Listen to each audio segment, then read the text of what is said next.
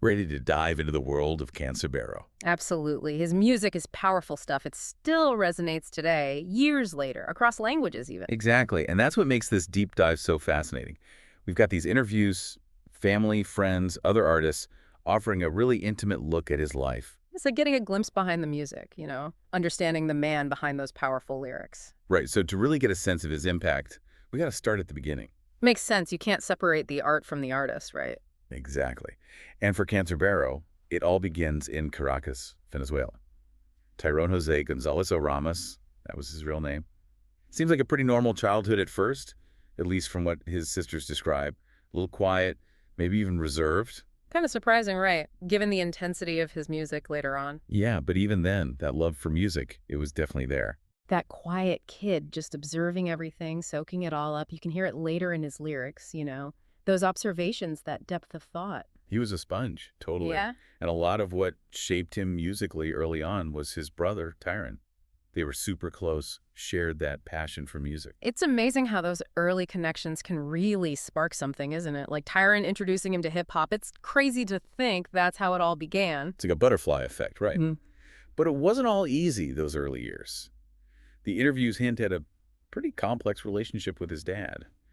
Lots of clashes, arguments. Yeah, that tension definitely comes through in his music later on. It's like those difficult experiences, they fueled his creativity in a way. You know what they say, the best art comes from pain. And for Canserbero, that pain was amplified when his brother Tom was diagnosed with cancer. Oh, wow, I didn't know about that. Yeah, it was a really tough time for the whole family. One interview mentions how Canserbero turned to songwriting during that period like an outlet, a way to cope with everything. Music as therapy, almost. It's powerful stuff. You can just imagine what he was going through, and to channel those emotions into his art, it's pretty incredible. It really makes you think, right? Behind every song, every lyric, there's a whole life story. And for Canserbero, that story is just beginning. It's like the music became this way for him to process those really intense emotions. Yeah, definitely. And it comes through. When you listen, you can feel that rawness. Mm-hmm. But there's also this other layer, right? Like, it wasn't just emotional outpouring. Right. There was this sharp intelligence to his lyrics, this depth that you don't always find. Oh, absolutely. And I think that's one of the things that really sets Canserbero apart. Definitely. And the interviews with other artists, they all say the same thing. Oh, yeah. They call him a leader, a unique voice, someone who could convey those raw emotions, but also, like you said, that incredible intellectual depth. It's almost like he was tapping into something universal. Totally. He was speaking from his own experience, but those experiences, they resonated with so many people. Especially in Venezuela at the time, right? Exactly. It was the period of huge change, social and political upheaval. And his music, it became a soundtrack for that. For that whole generation, trying to find their place. Absolutely. Trying to find meaning in all the chaos. And speaking of his lyrics, that's something I wanted to ask you about because they're not just rhymes, right? They're complex, layered with meaning. No, The sources mention his love for wordplay, palindromes, axioms, even like philosophical concepts. This is a guy who really thought about language.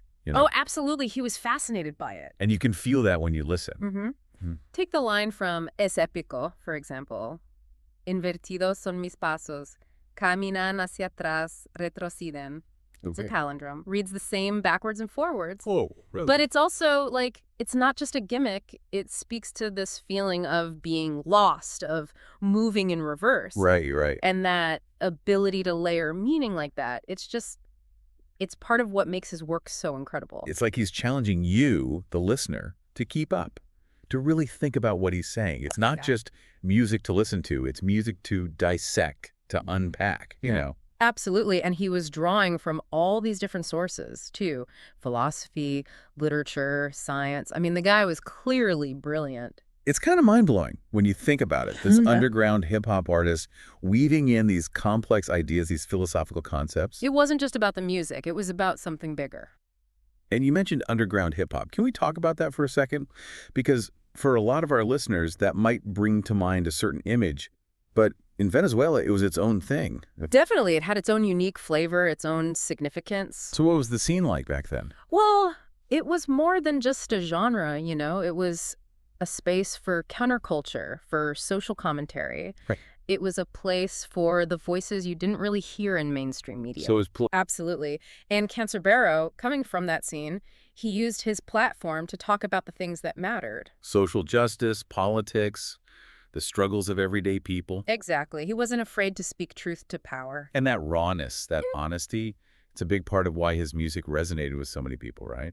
Absolutely. He was speaking their language, talking about their lives. So we've got this potent mix of lyrical ingenuity, social commentary, and then on top of that, this really unique blend of musical influences. Yeah, he was drawing from American hip-hop, for sure, but also his Venezuelan roots. So he's bridging those worlds, creating something totally new. Exactly. And that fusion, right, is what took him beyond Venezuela. Oh, absolutely. Became a huge name across Latin America. A force to be reckoned with in the underground scene. Yeah, a voice for the voiceless, you could say. And the thing is, even with that fame, that recognition, he stayed grounded. That's right. There's this story, one of the interviews mentions it, Cancerbero giving away a big chunk of his earnings. No kidding. Yeah, it wasn't about the money for him, you know, or the fame. It was about the message. Yeah, exactly. The connection with his listeners. It's pretty remarkable, honestly, when you think about it, that kind of generosity. It speaks volumes about his character. It really does. But of course, we can't talk about Cancerbero without addressing the tragedy of it all. Right. His death, so young, and under such strange circumstances. Yeah, it still doesn't feel real to some people. There's this huge void, you know, in the music world and all these unanswered questions. Like, What else could he have done? What else did he have to say? We'll never know. it's almost like the mystery of it just adds to his legacy, you know? Absolutely. Yeah. It makes you think, what if? Yeah, what if? The sources mentioned he was thinking about starting a family, exploring other creative outlets, writing, maybe even painting. He had so much potential, so much more to give. It's what makes his story so bittersweet. Gone too soon, but the music he left behind. That's his real legacy. It's a powerful thing. His music still inspires people today, you know? Still sparks debate, still makes you think. Especially within the Latin American community, right? Absolutely. Yes. He's an icon, a symbol of resilience, of staying true to yourself and your roots no matter what. And as we wrap up this deep dive into the world of Cancerbero, I think that's what sticks with me the most, you know? This idea that music, it can be more than just entertainment. It's powerful. It can be a force for change, a source of comfort, a way to connect with something bigger than ourselves. Beautifully said. Cancerbero's story, it reminds us to listen deeper, not just to the music, but to the stories behind it, the emotions it evokes. And to our listener, if you haven't already, I urge you, dive into the world of Cancerbero. Let his lyrics wash over you, feel the rhythm, connect with that raw emotion. You might be surprised how much it resonates with you. Because that's the power of great art, isn't it? It transcends time, language, even death. His voice might be silenced, but his music, his message, that lives on. And that's a legacy worth celebrating.